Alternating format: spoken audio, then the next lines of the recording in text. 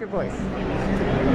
Hi, I'm Alec with Krohne. I'm a product specialist for Coriolis, Vortex, and variable area flow meters. We're based out of Beverly, Massachusetts, and we make process instrumentation, flow, level, analytics. That's mostly what we do for pretty much every industry, but here we're really focused on water, wastewater, and WEFTEC. Okay, so every single town in America has a water utility, a wastewater utility, and make sure you're talking loud so I can pick it up in the mic. So why is it so important that we have good flow meters? And what kind of things are you metering? What are you measuring? So in general, and this is true for almost every industry, you can't control what you can't measure. So being able to measure things more accurately allows you to optimize your systems, ultimately lower costs, and you want something that's going to last a very long time. So Krohne, especially for the water wastewater industry, for the bulk, we're measuring water, we're measuring wastewater. We have 5 different flow technologies, so we've always got multiple options so we can make sure we're providing the best measurement solution for whatever the customer's application is. Very nice. So when it comes to, and you mind if I pan around your exhibit? So one of the things that people were talking about at the opening session here is the opportunity to actually see and feel and watch how it works at an event like WEFTEC. Mm-hmm. That's why having an expo is so important. It's not just having people talk from a podium and explain about what they do, right? Yes, and we've participated in, this is my first live trade show since COVID. I participated in a few online ones where, you're giving talks, PowerPoint presentations, and Krohne internally. As soon as COVID hit, we really went pretty heavy virtual because we've got a whole sales force, guys like myself, product guys, industry guys that, we're really struggling to touch customers now that nobody can travel. We can't travel to see them. They will us on site. Right. So you can do a lot with virtual, and you can kind of blast it out. But I think what we found pretty quickly is that certainly, we're surrounded by different manufacturers, and everybody had kind of the same idea. Right. Let's do webinars. Let's go virtual. How can we reach people digitally rather than say being able to come and interact and see, which is in my mind the more interesting part. But fatigue set in pretty quickly, I think. Yeah. Where you've got all these manufacturers. Let's say you're an end user or an engineering firm, and you deal with 50 manufacturers, and they're all constantly pinging you and sending you webinars, and at some point we're the best. At some point you've got to actually we measure water. Well, y'all measure water. Yes. Right. So it's really nice to be back interacting with people, because the human touch, and not just being able to talk to people face to face, which is much more compelling, I think, when you're actually able to listen and have a more active conversation rather than just being talked at. Yes.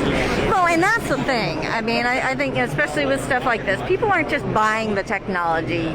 They're buying the people. They're buying the expertise and a company that is actually willing and able to understand what the client wants, to really take that client-driven approach. So how do you provide opportunities when you're with a virtual group of clients to make sure you're actually hearing from them of what challenges they're facing, so that you can recommend the right product for them, because they have to have these flow meters. It's regulated. Right. This is a highly regulated industry. Exactly. Right. And that, I think, is a difficulty. I think you've kind of hit the nail on the head, is that when you're trying to touch as many people as you can, well, the way to do that is webinars, but then you're not having that personal conversation that, we have a team of inside sales engineers, like I said, product people, industry people like myself, and that's what we want to do. Right. But when you can't go and do that face to face, it becomes much more difficult. Yeah. So I think you really hit the nail on the head. Is that it made it a struggle to have that, not so much a struggle, but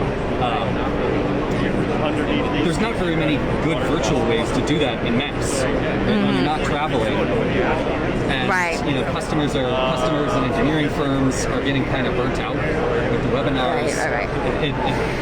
That was a big struggle that we found. Right. Well, and even when we're at an event like this, you're not like we're hearing in the background. People are on the loudspeaker. There's presentations, but the actual connection does not occur when you're blasting the entire conference center, right? It occurs on the people who hear what you have to say in the larger presentation, and then you have follow-up conversations over the course of the week, right? Right. The offline conversations are generally much more valuable for the customer. Right. Because that's where they can say, hey, well, it sounds like maybe you could do this. This is a problem that we're having. I think you might have a solution. Would you be able to handle this? Would you be able to handle that? So you do still get that with webinars, for sure. It's not that, we're screaming into the void for months and months on end. So you do still get that. Right. But now it's just all online. It's not the same. Have you tried doing anything like doing more of an interactive workshop or walking people through a self-assessment or taking them into breakout rooms and say, hey, if you have a question about this, this is our go-to guy for problem X, go to this breakout room. This is the person you want to talk to about the regulatory side, go to that breakout room. Are you doing more than just webinars and actually using the full capacity of something like a Zoom meeting? Yeah, so actually earlier this year, Krohne celebrated our 100th year anniversary this year. And so what we did is we held because we couldn't do it in person, we held like a virtual fair. Nice. Where we had like a day's long worth of sessions, and then like you said, breakout rooms and interactive halls that you can, almost like Google Street View, where you can like walk through the hall, and look at the booth, and click on it, and you'll see short videos. Right. Someone like us, and here's actually some of the videos that are playing on our screen right here, where it was much more smaller, much more focused messages, and you can have more direct customer interaction. Right. But something like that you can't just build that overnight. So we wanted to do it to celebrate our 100th year anniversary, which is 2021. So we did that in June earlier this year, and you can still find a lot of that content online. You can go to our Krohne Insights. Right. All this content. You can still walk through the hall, do factory tours, like factory videos. Now, are you combining that with actually having some live components so they can actually talk to a Krohne person while they're, if you watch the video and then immediately you get to talk to someone, so you have that person-to-person interaction, even if it's not in person. Yeah, right? So we held like a week-long fair. Okay. So it was all Krohne, and as you're virtually walking the booth, we had like a chat interface where people like myself and some of the sales managers and the industry guys, you can reach out and have a smaller, more personal conversation about what the customer's what solution the customer may need. So yes, that was exactly what we tried. We did a few other things. We made some ourselves here in the U.S. We made some smaller video content, like smaller, more focused messages. Right. And then distributed the only ways that you can: online newsletters, LinkedIn, all things like that. And then, like I said, we hosted a whole plethora of content during our virtual fair this year. Right. And are you thinking that as we go forward, as we get to the point where someday we're going to be able to take these masks off our faces and we're going to be able to go back to just talking to people, and so much of, when we talk to people, when you get experience in sales or marketing or customer service or whatever, where you learn to read people, right? And you learn to kind of ad-lib and respond and not just have a canned talk, just like you wouldn't have a canned video, right? Are you seeing ways to do that virtually to cut down on some of the travel time, or to have, maybe the first conversation as a virtual meeting versus immediately jumping in your car or flying on a plane to get to see a client who may or may not be the right fit for you and your products? Right. Personally, no. I was very eager to get back out there, start traveling. I've been traveling for a few months now, and it has been borderline therapeutic to get back out there and just talk to people. In my mind, that's the fun part. And it is a struggle to do it virtually. It does have to be. You kind of have to be really targeted if you're doing it virtually.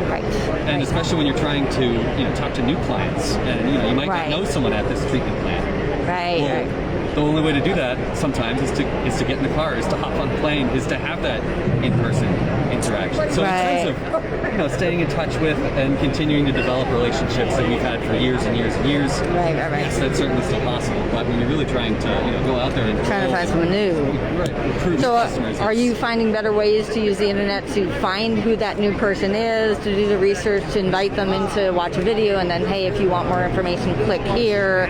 Certainly, yes. So, and Joe Country, our director of marketing, that was his mission, right? Just to, develop a lead management system, and virtually get in touch with as many people as we can and kind of direct them to the content that they would find most interesting. Right. Analytics or MagFlow meters or Coriolis meters. Right. So yes, we have, but it's not been easy, right? Because it was one of these things where overnight, boom. Guess what? Yeah. You've got to figure it out. Yeah. So it's definitely been a struggle for manufacturers, I think, and I'm sure we're not the only ones who would feel that way. But Sure. But it is something that can be learned, just like you guys learned science and engineering and and everything else. A whole new paradigm. Sure. Where everything's changed. Fantastic. Figure it out. All right. Well, this is a figure it out kind of industry. So everybody, these are problem solvers. Right. So this We're is all what we a bunch do. of engineers for the most part. So that's kind of what we do. We figure it out. Fantastic. All right. Well, thank you so much. This is Alec O'Keefe. And It's a pleasure thank you. talking with you.